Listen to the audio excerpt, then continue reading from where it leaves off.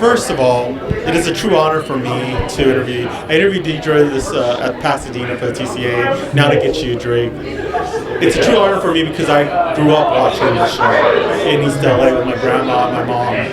And what is it about it to be a part of Day of Days and to see generations, just like myself, who are here to pretty much celebrate with you this great show?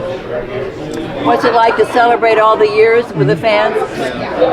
It's, we work in a closed environment, so we don't get to talk to fans. And reading fan mail doesn't always get us there. So suddenly being in an environment where we get to hear what people think, what's important, what they like, what they don't like, is really a valuable tool. How do you feel now seeing all this? Well, I feel with my hands. I'm a pretty literal guy, pretty basic guy.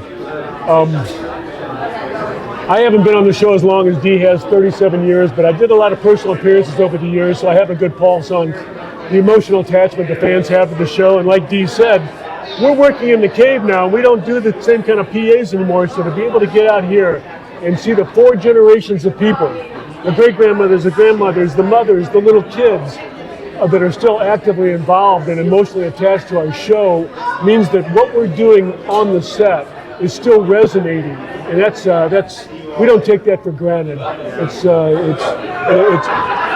It's a responsibility that we really cherish. And for me, I just have you here. Like, I remember the storylines from both of your characters over the years, and I'm just like, what was it like to be playing off of each other for so long? Now it's pretty much just second-hand nature, I'm thinking, or both of you guys. Well, Drake and I work differently. Drake is literal. He comes in knowing his line's cold. He knows what he wants to do. He knows what his backstory is. I'm lucky to get on the stage. Wayne used to say, when your bangs stop moving, I know you're done talking.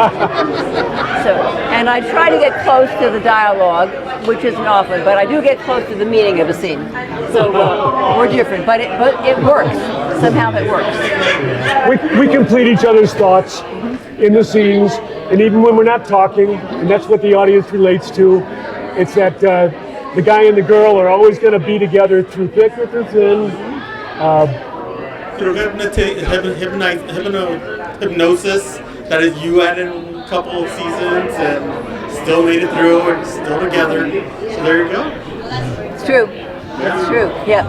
Well, the audience needs their staple couple. We had Mac and Francis, we had Bill and Susan Hayes, which we still have. But I think people need to know there are some reliable people at the top. And that's who we get to be now. And there's hope in your relationship. I mean, it's not all smooth sailing. There's always bumps in the road. But it's worth fighting for. It's to have that person that you feel safe around and you're comforted by and you support, and vice versa. And I think that's what John and Marlena bring to the show. Yeah. And that's the one thing I love, because that's like the consistency that has been around in my life for a long time. And now that my mom has passed around, to still see you guys on Peacock really does feel like she's always around. And it's really cool to see that. That's really nice, Mike. Yeah. This is my last question for today. What is it like that now, from like when I was watching it, my grandma had a tube television, to now on streaming, on Peacock as a streaming platform? What is it like to really attract a new, younger audience to the show? Wow. Well, we have had very good luck with our young audience. We first got a very young audience when the possession story happened, because people came in droves and leaving school at the end of the day. Mom, did you tape the show? I want to see what happened. And there are some things that attracts them. And Ken is very fond of saying that we always have a new young love story.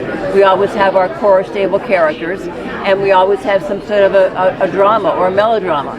And that's the formula. There's 5 different storylines every hour.